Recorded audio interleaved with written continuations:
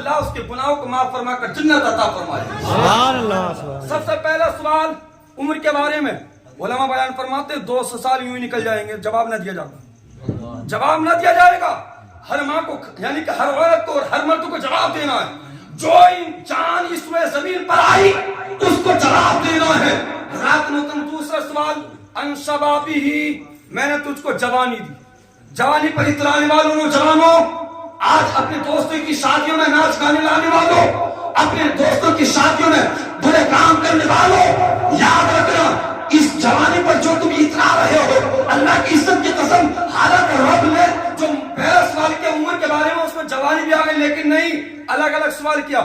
ان عمری ہی فیما بناؤ وان شباب ہی فیما بلاؤ, کہ تو نے اپنی عمر کہاں گزاری. دوسرا سوال, تو نے اپنی جوانی کہاں گزاری, جوانی کہاں گزاری. اللہ کی عزت کی قسم, جوانی کا ایک سجدہ بڑھاپے کے 70 سجدوں پر بھاری ہے.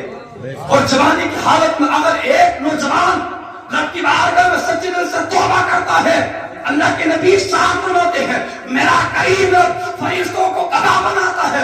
فرشتوں گواہ رہنا, اس بندے نے جوانی کی حالت میں مجھ سے معافی مانگی ہے, توبہ کی ہے, میں نے اس کے اگلے پچھلے گناہوں کو معاف کیا. سبحان اللہ. لیکن کس کے لیے مستحق ملے گا یہ, جو جوانی کی حالت میں سچے دل سے توبہ کرے گا.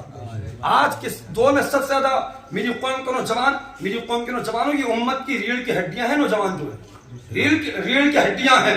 اس لیے کہ یار اگر ہم کسی سے مقابلہ کریں گے تو نوجوان آگے آئیں گے, لیکن اس لائق ہوں گے تبھی تو آئیں گے, اس لائق ہوں گے تبھی تو آئیں گے. اور انہوں نے اپنی جوانی کو برباد کیا ہوگا نشے میں یا عیاشی میں یا زناکاری میں یا جواری میں. اللہ کی عزت کی قسم, بیل جوڑی میں رہتا ہوں, یعنی کتنے نوجوان کہ ماں باپ مجھ سے آ کر کہتے ہیں کہ حضرت کیا کریں, میرا بیٹا انجیکشن لگاتا ہے, میرا بیٹا شراب پیتا ہے. یقیناً وہ ماں باپ جو بچپن سے ارمان کرتے ہیں کہ ہاں میری اولاد ہوگی, اور اولاد ہونے کے بعد میں اپنی اولاد کی شادی کروں گا. شادی بڑی دھوم دھام کے ساتھ ہر ماں باپ کرتا ہے, لیکن جب یہی اولاد خون کے آنسو لاتی ہے, اللہ کی عزت کی قسم کوئی بھی انسان دنیا کے اندر کامیاب نہیں ہو سکتا جب تک کہ اس کے پیچھے اس کی دعا کرنے والا کا سہارا نہ ہو. اور سب سے زیادہ اگر کوئی دل سے دعا کرتا ہے تو کوئی اور نہیں کرتا بلکہ ماں باپ کرتے ہیں. جو سینے میں دل تیرے لیے تیری ماں کے سینے میں رکھا ہے, تیرے باپ کے سینے میں رکھا ہے, وہ کسی مفتی کے سینے میں نہیں رکھا, وہ کسی پیر کے سینے میں نہیں رکھا, وہ کسی میاں کے سینے میں نہیں رکھا. اے میری قوم کے نوجوانوں, جب تم پر کوئی پریشانی پڑے کسی میاں کے پاس مت جاؤ, اپنی ماں کو راضی کرو, اپنے باپ کو راضی کرو, ان سے دعا کرا لو. آپ کا ارشاد فرماتے ہیں ماں باپ کی دعا اس انداز میں قبول ہوتی ہے جیسے مجھ محمد کی دعا میری امت کے حق میں قبول ہوتی ہے. سبحان اللہ. اور آپ کا ارشاد فرماتے ہیں جس کے ماں باپ راضی اس سے مصطفیٰ راضی, اور جس سے اس کے ماں باپ ناراض اس سے اس کے مصطفیٰ ناراض, جس سے اس کے مصطفیٰ ناراض اس سے اس کا خدا ناراض. جب خدا ناراض ہوگا تو سب جانتے ہیں ٹھکانہ کیا ہوگا. اللہ اکبر کبیرہ. حضرات محترم, یہ بات سچ ہے, کامل بھائی ذوالفقار بھائی پر بہت صدمہ گزرا ہے. جب ماں چلی جاتی نا, قسم خدا کی دنیا اجڑ جاتی ہے. 3 سال ہو گئے, زندگی میں جو سکون پہلا تھا وہ زندگی میں سکون اب نہیں مل گیا. پہلے 500 روپے لے کے جاتے تھے مدرسے کو, یعنی کہ بادشاہ بن کر ٹہلتے تھے. آج مہینے میں 20-25 ہزار کما رہے ہیں, لیکن پھر بھی وہ مزہ نہیں آ گیا, اس لیے کہ ماں چلی گئی. ماں چلی گئی, دل کے حالات کس سے بیان کریں. اور یوں سمجھ لو اگر بیوی ہو یا اولاد ہو, ہر بیوی اور ہر اولاد پیسے کی پجاری ہے, پیسے کی. جب تم کہیں سے کما کر لے کر آتے ہو, بیوی کی نظر سوٹکیس پر ہوتی ہے, اولاد کی نظر تمہاری جیب پر ہوتی ہے. اللہ کی عزت کی قسم ماں باپ ہوتے ہیں جو تمہاری صحت کو دیکھتے ہیں, صحت کو دیکھتے ہیں. ماں کہتی ہے بیٹا تو نے کچھ کھایا نہیں کھایا, تیری صحت کہاں چلی گئی. باپ کہتا ہے بیٹا تو نے کچھ کھایا نہ کھایا. اس لیے کہ ماں باپ کی ذات وہ ذات ہے بغیر لالچ کے اپنی اولاد سے محبت کرتی ہے. دنیا کے اندر کوئی بھی انسان, کوئی بھی دوست, کوئی بھی عزیز بغیر لالچ کے کوئی محبت کرتا نہیں ہے اور کر ہی نہیں سکتا. اس لیے کہ آپ دیکھیں اپنی زندگی کا حالات, اگر تمہارا دوست ہے, تمہارے پاس پیسہ ہے تو تمہارے دوست, اگر تمہارے پاس پیسہ نہیں ہے تو پھر پریشانی میں کام نہیں آتا, پھر بہانے لے لیتا, کچھ نہ ہو تو موبائل سوئچ آف کر لیتا. کبھی تم اپنی پریشانی میں اپنے دوست کو یاد کر دیکھنا. یاد رکھنا جن کے ماں باپ حیات ہیں, اللہ کی عزت کی قسم وہ قسمت والے ہیں. جتنا ہو سکے ان کی خدمت کر لو. اور جب یہ دونوں سورج ڈوب جاتے ہیں نا, قسم خدا کی دل کو چین نہیں ملتا. 9 روز ہو گئے ہوں گے, ہمارے ماما جان کی بھی طبیعت تغیر ہے, ان کو بھی صدمہ ہے. الحمدللہ ان کے اولاد سے پوچھ کر دیکھو, یعنی کہ کیا گزر رہی ہوگی. گھر میں آتے ہوں گے گھر کاٹنے کو دوڑتا ہوگا. میری قوم کے نوجوانوں, میرے آقا ارشاد فرماتے ہیں اگر کسی کے ماں باپ انتقال کر جائیں اس کی قبر پر جاؤ, میرے آقا ارشاد فرماتے اللہ تعالیٰ مقبول حج کا ثواب عطا فرمائے. مرنے والا ہر عزیز کی طرف لو لگاتا کہ میرے لیے میرا عزیز ایصال ثواب کرے. اس موضوع کی طرف آؤں گا لیکن پہلے سنیں. پہلا سوال عمر کے بارے میں, دوسرا سوال جوانی کے بارے میں, تیسرا سوال عن مالہ من این اکتسب, تم نے مال کہاں سے کمایا.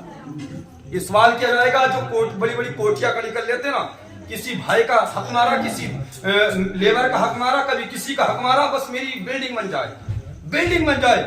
میری قوم کے نوجوانوں, مال جمع کرنا کوئی حرام نہیں, غلط نہیں, لیکن ہاں حلال رزق اور حلال مال اکٹھا کرنا یہ میرے انبیاء اکرام کی بھی سنت ہے, صحابہ کی بھی سنت ہے. اب کوئی اعتراض کرنے والا کر سکتا ہے کس نبی نے مال اکٹھا کیا. میں اتنا نہیں کہتا کہ تم قارون بن جاؤ, فرعون بن جاؤ, نہیں, ہاں اتنا ضرور اکٹھا کرو تاکہ اپنے ماں باپ کی خدمت, اپنی اولاد کی پرورش صحیح طریقے سے کرو, حلال کماؤ. اور جب انسان صبح کو کمانے کے لیے جاتا ہے, شام کو آتا ہے, اللہ کی عزت کی قسم حلال کمانے کے لیے گیا ہے, جو پسینہ نکلتا ہے وہ پسینہ بھی عبادت میں لکھا جاتا ہے, وہ وقت بھی عبادت میں لکھا جاتا ہے. میرے آقا ارشاد فرماتے ہیں اللہ نے رزق کی ذمہ داری لی ہے, جیسی نیت کرو گے اللہ ویسی عطا فرمائے. اگر تم حرام کی نیت کرو گے تو حرام ملے گا, اور اگر تم حلال کی نیت کرو گے تو حلال ملے گا. میری قوم کے نوجوانوں, تیسرا سوال ہوگا عن مالہ من این اکتسب, مال کہاں سے اکٹھا کیا, مال کہاں سے اکٹھا کیا. کیا جواب دو گے؟ تم نے جو کسی کا حق مارا ہوگا, میرا آقا ارشاد فرماتے ہیں اگر تم نے میرا 1 روپیہ مار لیا تو میں یہاں پر اگر نہ بھی دو گے تو, لیکن کل میدان محشر میں تو انصاف ہوگا, وہاں پر 1 روپے کے بدلے میں 70 نمازیں جو اللہ کی بارگاہ میں قبول کی ہوئی ہوں گی وہ تم کو دینی پڑیں گی. کہاں سے دو گے؟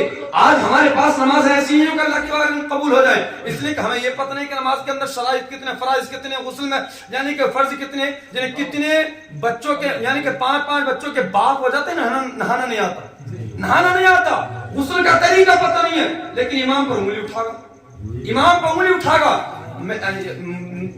نخوا ننگلے والوں برا مت ماننا, آج میں امام صاحب کے پاس بیٹھا بڑا درد پہنچا, اس لیے کہ امام ہر اس وقت سردی کا موسم چل رہا ہے, حضرت لحاف نہیں ہے, لحاف نہیں ہے امام صاحب پہ, میں نے خود دیکھا ہے, میں ان کا منہ دیکھ کر نہیں کہہ رہا, لیکن میں اپنی بیتی ہوئی بتا, آنکھوں سے دیکھا ہوا حال بتا رہی ہوں. حضرات محترم گدا بھی نہیں ہے. میں نے پوچھا کہ حضرت کیسے اس میں جاڑا نہیں لگتا. حضرت پہلے دن تو بہت جاڑا لگا تھا لیکن پھر عادت بن گئی. میں نے کہو بھائی 15 دن ہو گئے کہے ہوئے, ابھی ادھر کو سنتے ادھر ٹال دیتے ہو. اللہ اکبر کبیرہ. ایک نائب رسول جس کے پیچھے تم نیت باندھتے ہو کہ پیچھے اس امام کے, اللہ کی عزت کی قسم جب نماز تبھی قبول ہوگی جب یہ امام لوگ گواہی دے دیں گے والا ہاں اس بندے نے میرے پیچھے نماز پڑھی, تبھی قبول ہوگی.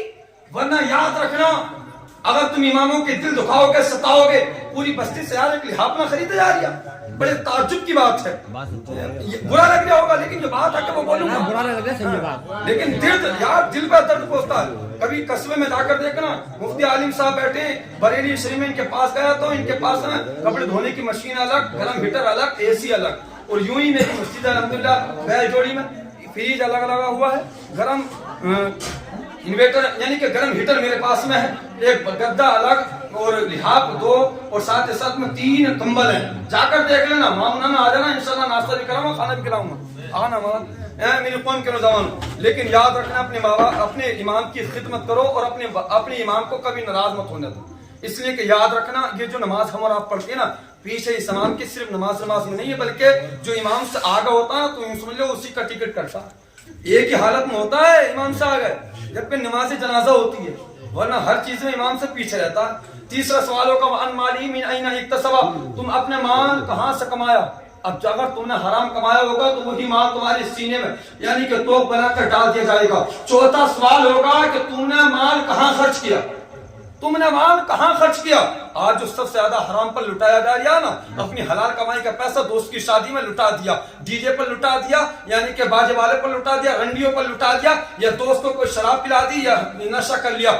یاد رکھنا جو 1 روپیہ حلال کمائی کا فضول خرچی جگہ خرچ کرتے ہو یا حرام جگہ خرچ کرتے ہو, اللہ کی عزت کی قسم اس کا جواب تمہیں دینا ہوگا. میرا کریم رسول صاحب فرماتا ہے. چوتھا سوال ہوگا کہ تم نے اپنا مال کہاں خرچ کیا, اور 5واں سوال ہوگا کہ تم نے جو اپنے علماء سے سیکھا اس پر عمل کیا یا نہ کیا. یہ فرشتے ہیں, یہ فرشتے.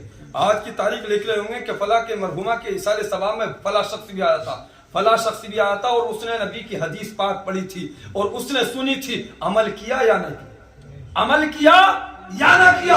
اللہ کی عزت کی قسم 5 سوال ہوں گے، کیا جواب دو گے جب ہمارے پاس میں نیکیاں نہیں ہوں گی؟ وہ میرا آقا ارشاد فرماتے جس جگہ پر تو نے ایک نیکی کی ہوگی اللہ کی بارگاہ میں وہی نیکیاں فریاد کرے گی، وہی روئے زمین اللہ کی بارگاہ میں فریاد کرے گی، یوں سمجھو کہ وہی روئے زمین اللہ کی بارگاہ میں فریاد کر کر تم کو جنت عطا فرمائے گی۔ سبحان اللہ۔